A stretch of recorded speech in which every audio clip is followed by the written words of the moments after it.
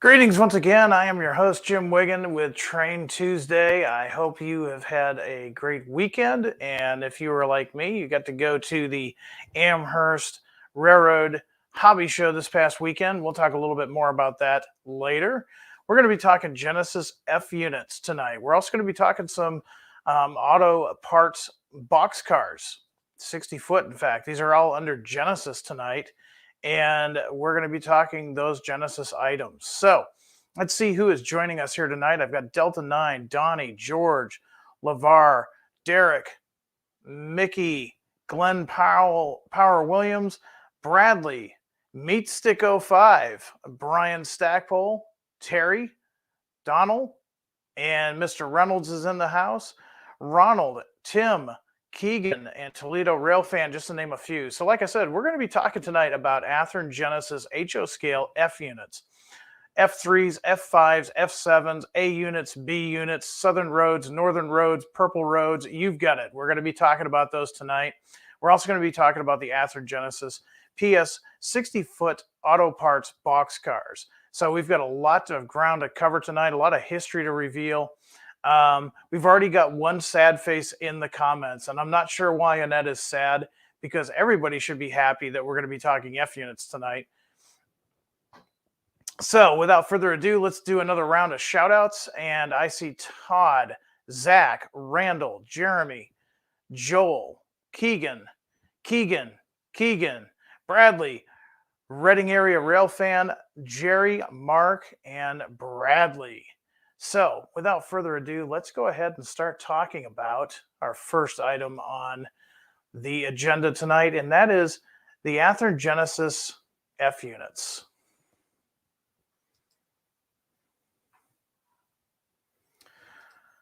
So a little bit of background on these for you that may not know. Now, of course, the F units have been around for many years, but just a little background on these. EMD F units were a line of diesel electric locomotives produced between November of 1939 and November 1960 by General Motors Electromotive Division and General Motors Division or Diesel Division. Final assembly of all F units was at GM EMD plant at LaGrange, Illinois, and the GMDD plant in London, Ontario, Canada. They were sold to railroads throughout the United States, Canada, and Mexico. Now, this is what's really interesting about these guys. Structurally, the locomotive was a car body unit with the body as the main load-bearing structure. The designed inside of the main body was designed like a bridge truss and covered with cosmetic panels. The so-called bulldog nose was a distinguishing feature of the locomotive's appearance and made a lasting impression in the minds of the traveling public. Now, the F units were most successful first-generation road mainline diesel locomotives in North America and were largely responsible for superseding steam locomotives in road freight service. Before this, diesel units were mostly only as built as switcher locomotives and only used in rail yards. Now, the F units were sometimes known as covered wagons. This was due to the similarity in the appearance of the roof of the F unit to the canvas roof of a Conestoga wagon, which was an animal-drawn wagon used in the westward expansion of the United States during the late 18th and early 19th centuries. Now, when a train's locomotive consist included only F units, A's and B's, the train would then be called a wagon train. These two usages are still popular with the railfan community today. So kind of a neat little history and background on these locomotives. Now, what I've got here that you're seeing, this is from the previous release. This is the F7AB unit for the Western Maryland. This is A unit 242 and B unit 408.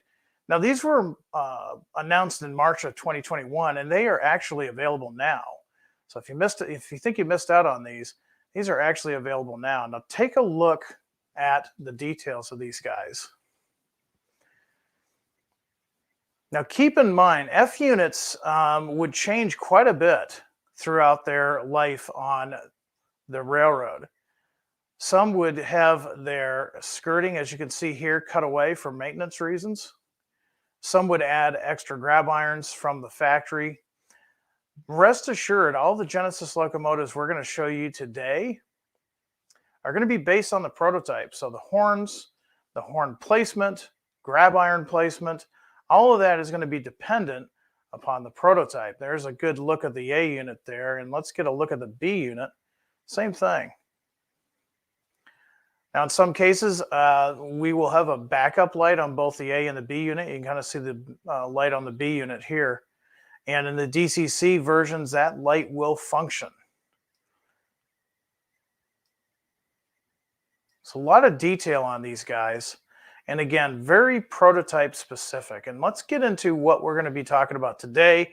Everything that I'm going to be talking about today, you have until Friday, February 24th. Can you believe it's the last day of January?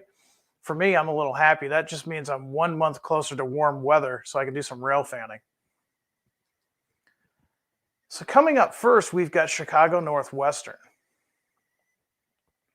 Now, the CNW ordered a group of 33 F3 units in 1947. Initially delivered in a 3-unit sets, the A units carried an A or C suffixes, and the B units carried B suffixes. They were the premier freight power on the line until the arrival of the F7 units later on in 1949. Now, in the early days of the F units, quite often these were semi-permanently joined with a drawbar between the A and the B units, in some cases ABA, like the CNW. Later on, that would change, of course, but in the earlier days, that was pretty common to have these as a diesel set. Therefore, like Chicago Northwestern, having an A, B, or C designation after its primary number. Now, the first one you see here is Chicago Northwestern F3A. This is how it appeared in 1947, and this is 4061C. Here's an example of the B unit. This is F3B number 4061B, again, 1947.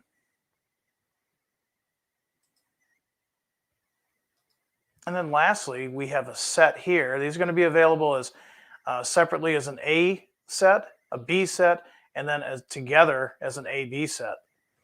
This is F3A and F3B, numbers 4066A and 4066B. This is how they appeared in 1947. Now, remember I was telling you about those railroad-specific features based on the railroad that they worked for, as well as the date. Here's some of the CNW features. These are going to be F3 Phase 2. They're going to have as-built skirts, so no cutaway skirts. They're going to be full skirts there. No dynamic brakes on 4061C and B. Dual signal note air horns on the A units. And as-built grab iron configuration. So what EMD originally supplied with these locomotives, no add-ons that you would see on these units later on. All of them, too, on the A units, they're going to have the freight pilot. Now, certainly a railroad that is no stranger to F units is the Santa Fe. With hundreds of F units on the roster, Santa Fe owned numerous variations of the type. 2 unique versions are represented in this particular release.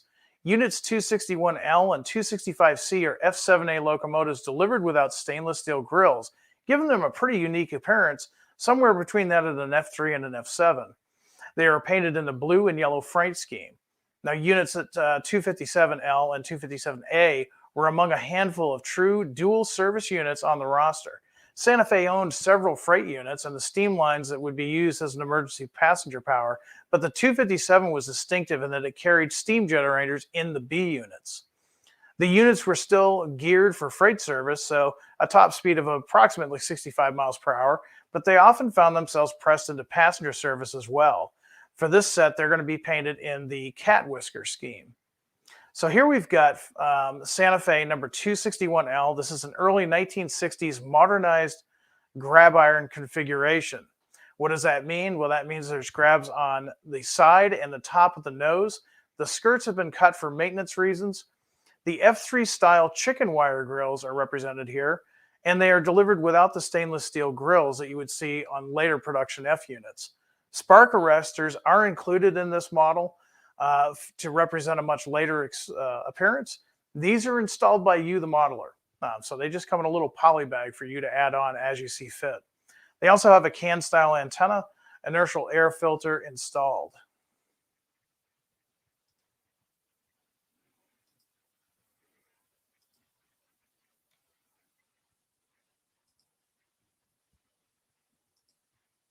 So here we have 265C. This is another early early 1960s, modernized, just like above. Modernized grab iron configuration, grabs on the side and the tops of the nose. That's going to have cut skirts, the F3 style chicken wire grills, delivered without those stainless steel grills, like I was saying, of later units. Again, the spark arresters are included in a poly bag, so if you want to add those, you can, most certainly can.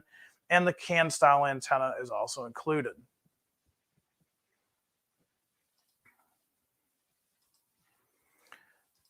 Here we have Santa Fe F7A and F7B.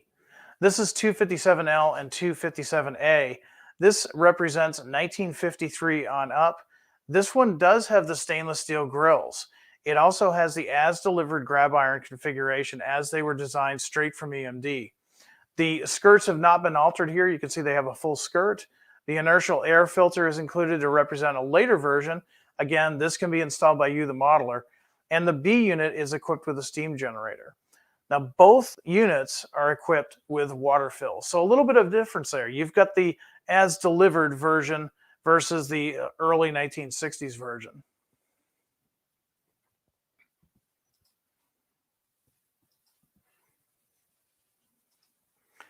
We had to do Southern Pacific. I hear a lot of guys out there groaning right now because they're always doing Southern Pacific. But we felt we just had to do a Southern Pacific and the Black Widow paint scheme because it's probably one of the more popular paint schemes of Southern Pacific locomotives out there. Now, Southern Pacific, of course, was a prolific user of EMD's covered wagons, owning examples of the FTs, the F3s, the F7s, and the FP7s, and even rebuilt F9M models.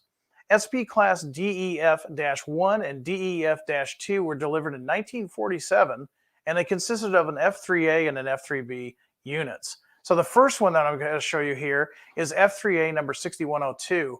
This is how it looked in 1947.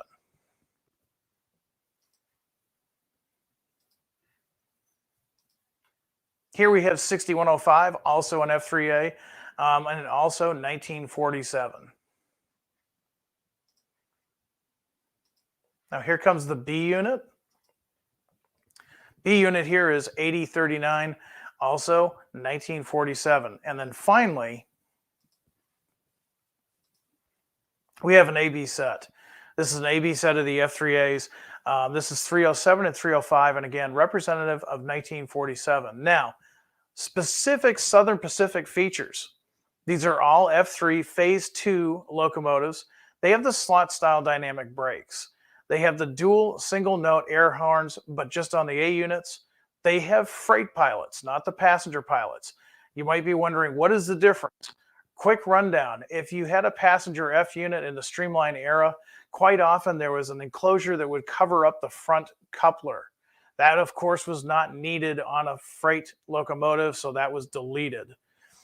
These also have the as-delivered grab iron configuration and the as-delivered skirts. Nothing's been cut up yet. These are basically straight from EMD as they appeared in 1947. Switching gears a little bit and going into the central heartland of the United States, we have the Monon. Now, in the late 1940s, Monon decided to modernize and upgrade their passenger trains. This program included new motive power in the form of 8 EMD passenger F3s that arrived in May of 1947. Now, these came in a really cool paint scheme, and they were inspired by the Indiana University. And so this red and gray paint scheme was a striking paint scheme on these locomotives, and we're going to be offering 3 different versions here. We're going to be offering an A unit, a B unit, and then a set of an A and B. Run either, obviously, as another unit in the consist or a standalone. And again, this is 1947 in those really cool Indiana University-inspired red and gray paint scheme.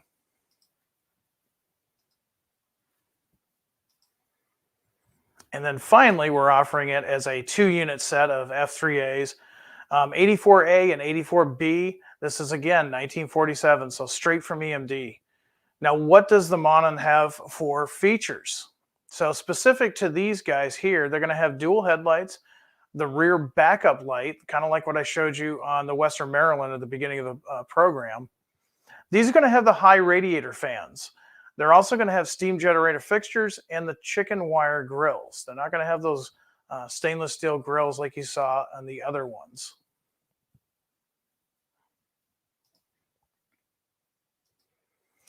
For you guys on the East Coast and parts of central the United States, we're bringing you the striking Pennsylvania Railroad.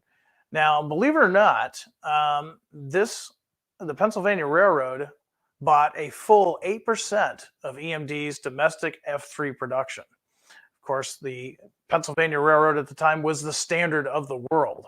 Now, the units represented within the series were built in late 1948 and early 1949. The first one I'm showing here, this is Pennsylvania Railroad F3A in that striking Brunswick green. 9531A, this is a late 1948 production, F3 Phase 4, mixed wheel bearing caps from traded in units. That's something that our researchers noticed. Now, these guys would get their trucks traded in, and they would get sent back to EMD, and new locomotives would be put on, and they'd recycle these trucks, and this is an example of that.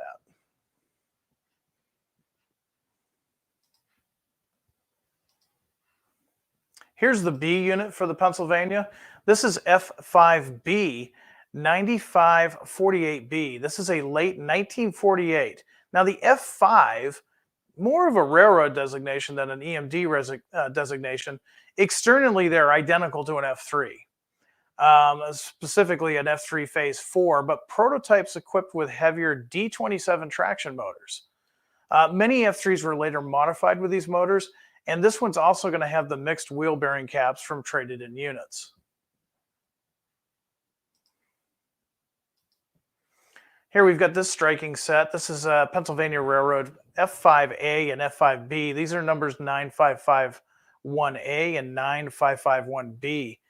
This again is a late 1948 F5, externally identical to the F3 Phase 4, but prototypes equipped with the heavier D27 traction motors.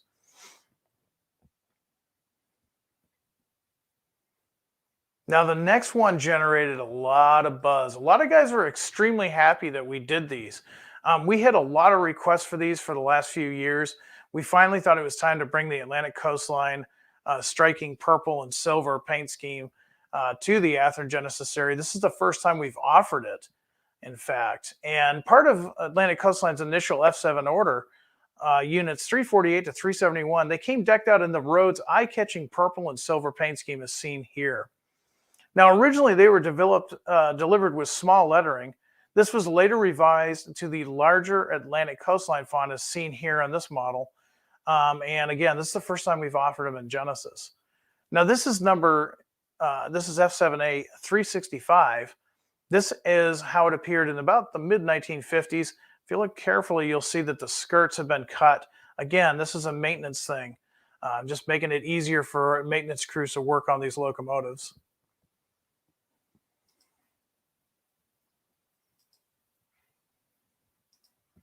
And here we have F7A and F3B, numbers 370 and 336B respectively. This is mid-1950s. Both of these feature full skirts. You can see the difference there. You can kind of see that streamlined skirting down just above the fuel tank. If you don't know what I'm talking about, I'll kind of zoom in here. When they came from the factory, they had the streamlined skirting right here that kind of covered up portions of the fuel tank and some other parts of the assembly. Going back, you can see now that skirting has been removed. You can just see what's left of it here. Many railroads cut that away, especially in the 60s and 70s. It's just because it made it more accessible for maintenance crews to do the repairs or just typical maintenance they had to do. Now, some of the features on the Atlantic Coastline are, these are F7 Phase 1s. There are no dynamic brakes. They actually have freight pilots on the A units, which is kind of neat. They will have backup lights, and they will have the EMD as-built grab iron configuration. And again, this is going to be the purple scheme with the large lettering. First time we've ever offered this in Genesis. Now here's one I bet you a lot of you guys didn't think we would actually do. Kind of on the same paint scheme as the Atlantic Coastline. This is the Charleston and Western Carolina. Now, the CNWC was created back in 1896 to operate two former subsidiary roads of the Central of Georgia Railroad. Atlantic Coastline took over the CNWC in 1897 and operated it as a subsidiary until 1959, when it was fully absorbed. C&WC operated F units numbers 900 to 905, which were painted in the almost identical scheme to ACL. C&WS 901 was actually purchased by a private owner and could be seen pulling freight trains in southern Wisconsin, get this, into the mid to late 1980s before being repainted for the Wisconsin and Calumet Railroad. Kind of a cool little background on 901 there. And here is 901. This is an F7A. This is how it would have appeared between the dates of 1949 to 1950 and onward.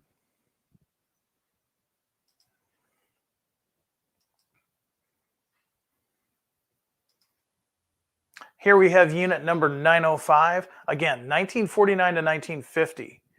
Now, some of the features specific to the Charleston and Western Carolina are F7As, or I'm sorry, F7 phase ones. They don't have dynamic brakes.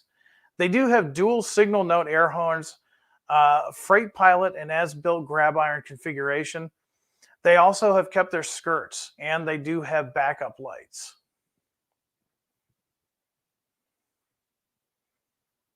And finally, we're going to end our tour of F units right here in the Midwest. We're going to come back to the Midwest with the Wabash in the really cool Bluebird paint scheme.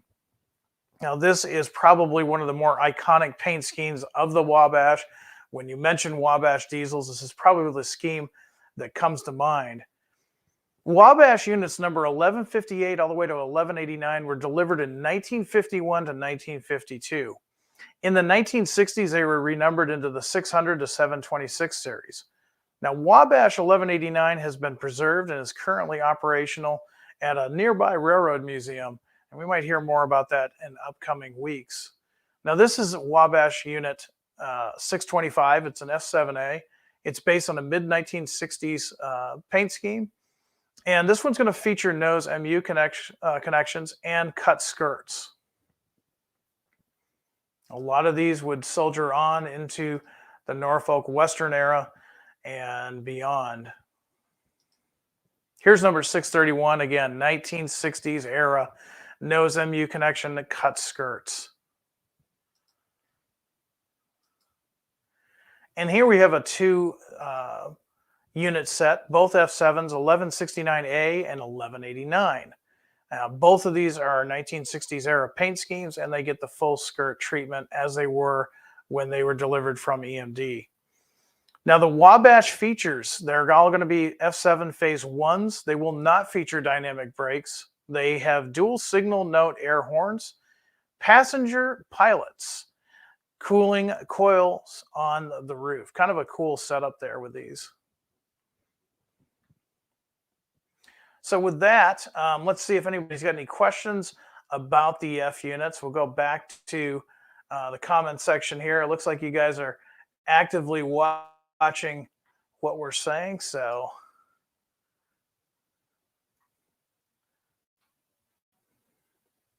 a lot of people are really happy about the Atlantic Coastline and the C&W Cs.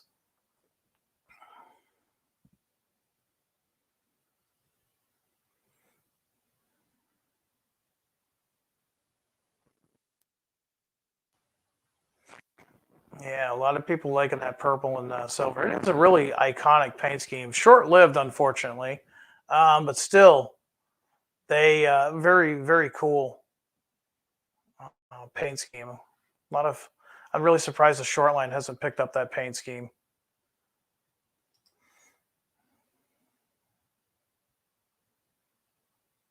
So Joseph has a good question. He says, why does Athearn go with as-delivered versions as opposed to how the railroad actually modified these locos to suit their needs and thus what we see in photos?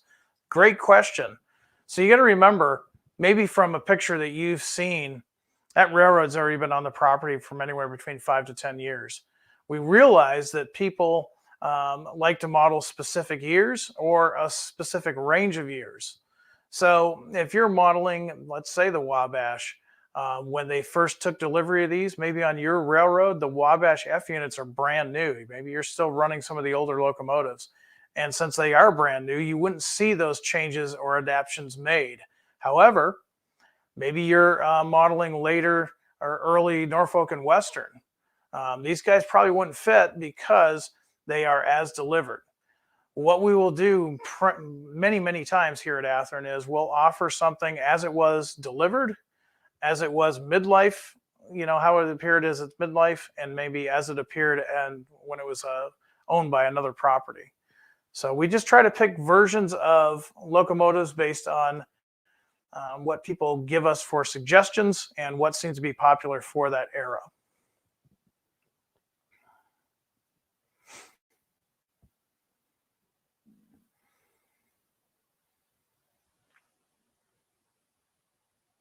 All right. So there's a lot of guys asking for um, other roads or other projects. I'm going to refer you to our website.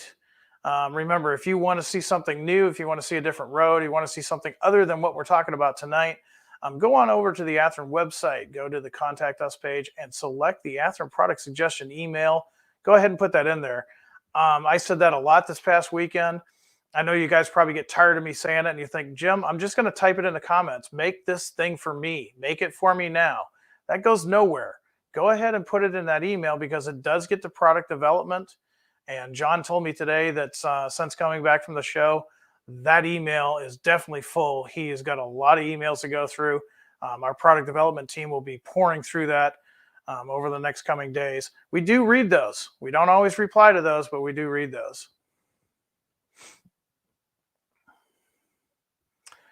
Let's see. Saw some questions back here.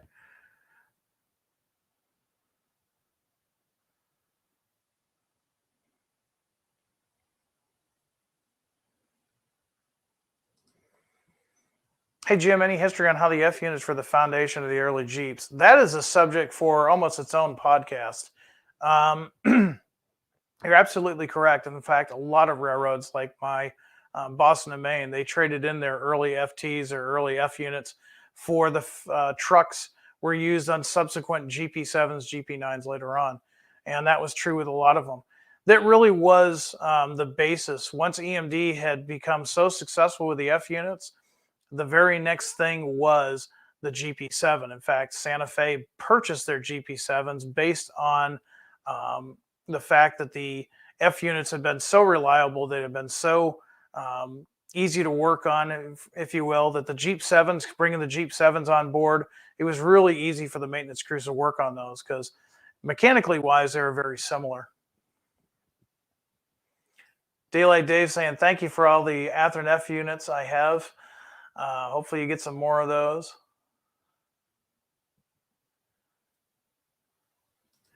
Not in this run, but maybe in the next one if you use that Athearn product suggestion.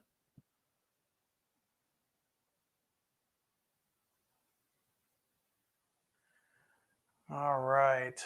I'm just going back a little bit because remember, when I'm doing the slides for you guys to look at, I don't always see your comments.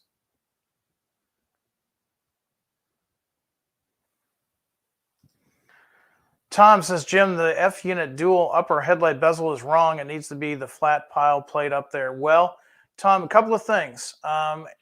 Realize that things change, and depending on what locomotive you're talking about, depending on what era that locomotive is, and depending on what the researcher found, we try to do our best to make sure that we match the details of the model based on the prototype images that we have.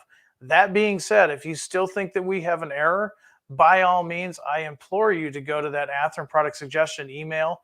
That will get to product development. It will go to the person that's assigned to that. They'll dig some more research. And the good news is, since we are just seeing the artwork now, if it is a case where we do need to update the model, we can update it now. And by the time you get it, it is correct. So we are definitely open at Athearn to your suggestions. And we're also open to your positive criticism.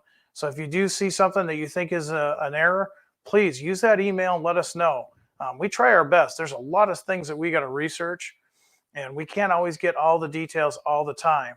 So Go ahead and please let us know.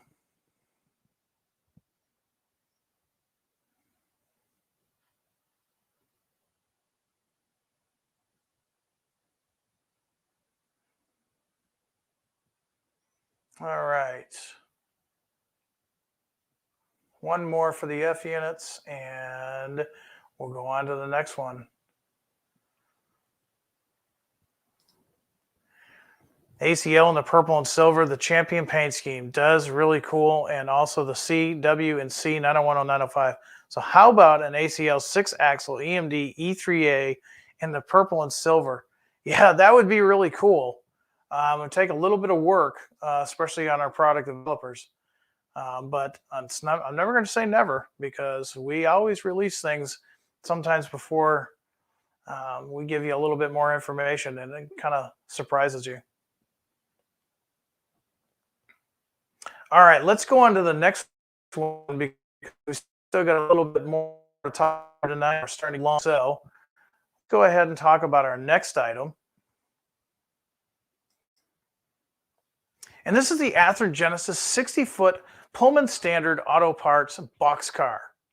Now, during the 1960s, the Ford Motor Company, Pullman Standard, and the Santa Fe Railroad pooled their resources to develop a standard boxcar to meet the transportation needs of automobile manufacturers in the United States. These were delivered in 1965. The Pullman Standard Auto Parts Boxcar is the most prolific example of this type of freight car. It ultimately changed the face of automobile manufacturing and rail transportation. Do yourself a favor, do a quick search online, and it's a really interesting era for modelers of the 1960s. Really some great shots on these. We're going to be showing just a few examples tonight of what we're offering for this round. So the first one I wanted to show you, this is the this was actually offered a couple of years ago. This is the Western Pacific number 3721. It was announced in February 2016. It was subsequently delivered in 2017. So these are pretty much gone. You might be lucky and find one of these in a shop somewhere or one of those online auctions online. But look at the detail to these guys.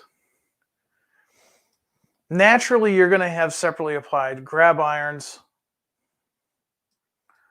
your roof walk, your cut levers, your air hoses, all that brake detail. You can't really see it in this picture, but all that brake detail is there. All the warning labels are there. All the paint schemes are accurate to the prototype. These are great examples of these Pullman Standard cars. So the first one that we've got now, this is a legendary liveries, and I can hear a couple of you guys out there groaning. You know, these legendary liveries, they always sell. And so we're gonna offer them. And you know, for you prototype guys, think about it this way. For the 5 cars that we're offering in this run, 4 are based on the prototype. Surely you can have one legendary livery, because there are guys out there that do proto lance, they do their own freelance type stuff. Let those guys enjoy that. There's enough models here to make everybody happy. Now these are all going to be run in 3 different road numbers per road. And this one, again, this would be based on, if it really had existed, it would have been based on roughly a 1967 era paint scheme. Again, this is a legendary livery, and the Rio Grande, as you see here, this is available in 3 different road numbers. Coming back to hardcore facts, we have the Southern Railway giving the green light. I love these this paint scheme. This is a mid-1970s paint scheme, and again, these are going to be offered in 3 different road numbers. Here's the L&N. Again, going to be available in 3 different road names or road numbers, and this, of course, is mid-1970s paint. Going back to the 60s, early 60s actually, 1963, we have the Cotton Belt. Again, 3 different road numbers for your collection.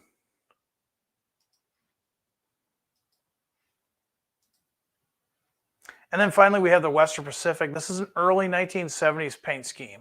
Again, available with 3 different road numbers. Some of the features on these, again, these are Genesis, so you might want to use these on your club layout, your home layout. These have a fully detailed, full cushion underframe. Full underframe detail, that's going to include the air brake reservoir, the control valve, the brake cylinder, the plumbing, and all the brake rod details. All of that is included. These are going to have separate wire form grab irons, etched metal coupler platforms, and the etched metal roof walk like I zoomed in on earlier. They all include 100-ton roller bearing trucks with the animated rotating bearing caps, coupler lift bars, train line hoses, brake hoses, hardware. They're all going to be metal wheel sets with the RP25 contours. They're going to operate on all brands of track. Don't have to worry about that. Of course, the body-mounted McHenry scale knuckle couplers. And of course, they are weighted to NMRA standards. The minimum radius on this, believe it or not, even for a 60-foot, minimum radius is an 18-inch. It will negotiate that. However, if you want to stay prototypical, they really look better on a 22-inch radius or more. But if you really had to, you could sneak it into an 18-inch radius.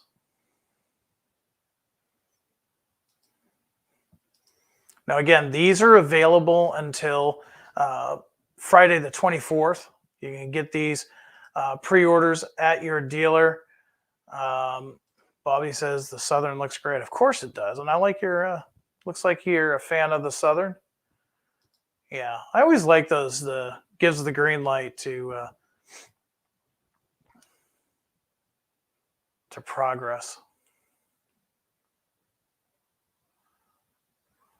All right. Keegan, you'll get some modern stuff next time. For now, I need you to let the guys enjoy the live feed. We're talking about the F units and these 60-foot Auto Parts cars. All right. Looks good. A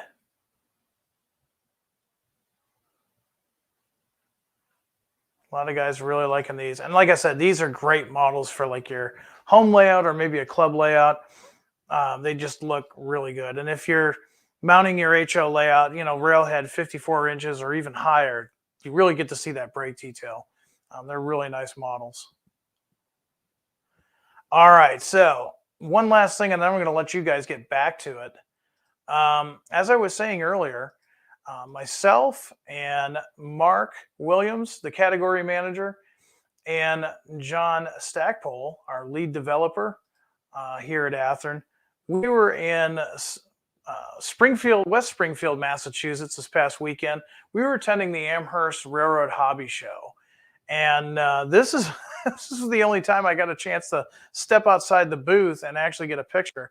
This was Sunday afternoon. Saturday was just crazy. We had something attendance of just shy of 12,000 people. We were busy all day. Myself and John, we lost our voices by Saturday night. We didn't get a break from the booth from at least until like 4:45. The show closed at 5. So really great time. We had a great time meeting a lot of you guys. Thanks for stopping by the booth. I also want to thank a few folks. First of all, I want to thank John Sacerdoti. He is the guy that puts this show on every year. The guy's amazing. And if you think it's easy to put together a show this large, you would probably be very, very mistaken. John is running Notch 8 all the time, and he made sure that everything ran smoothly. The whole weekend was great. It was just a good time. So thanks again to John. If you're watching this, if you missed our live feed a couple of weeks ago where we interviewed John about the show, go back and look at it. And if you missed out this year, start making your plans for next year, because this is probably one of the best shows in the United States that you can go to. Also want to thank Dylan Jackowitz of the Dry Hill HO Model Railroad Club. They took some of our newest examples, some of which you won't see until February, and ran them on their layout and got some great video, got some great pictures, and generally just had a great time reaching out and talking to the audience about the models for us. People could come to the booth and see the models on display, and then they could walk over to the Dry Hill HO Model Railroad Club and see them actually in action. We also got to see some good dealers too. I saw Tim from Maine Model Works. Got to talk to him for a little bit. Of course, I saw the Zuckers at Spring Creek. Some really great shops came to the booth and talked to us. They had a great weekend, and I rest assured, if you make a chance to come out next year, you too will have a good time. So I've got time for one, maybe two questions, and then I'm going to let you guys get back to it.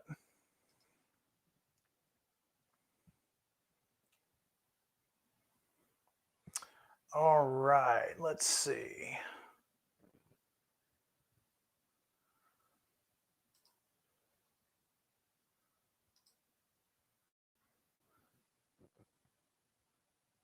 All right, so here we go. This is good.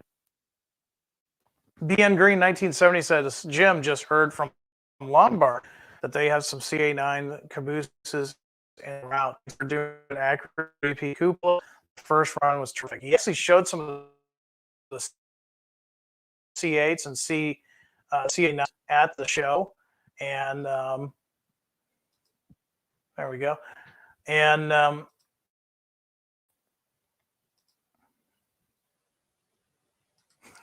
Microsoft is not playing nice tonight. Yeah, these things are amazing. If you pre-ordered these, you're going to be getting calls from your dealer soon. If you did not pre-order these, you know what? Train World was another hobby shop that stopped by to say hi to me. I got to see Ken Jr. His shop's carrying these. Spring Creek, Midwest Model, all these great shops are carrying these. So if you didn't pre-order those, give those guys a call. They'll be more than happy to set you up. And yeah, I'm really looking forward to seeing those guys at the next train show.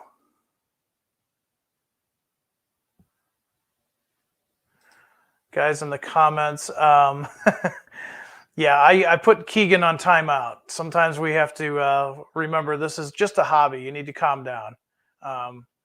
If somebody's getting a little bit too rambunctious in the comments, we've got people that can take care of that. So that shouldn't be a problem anymore. All right. Well, it looks like you guys are pretty satisfied with what I showed you tonight. And if you've got any other questions, save them for next week. I will be here next Tuesday on the live feed. And yeah, I just want to thank you guys for your support. We had, like I said, it was a great weekend. It was so good to see some of you guys in person. I got to meet, I can't remember all the names, but I met Brian. I think I met Rec.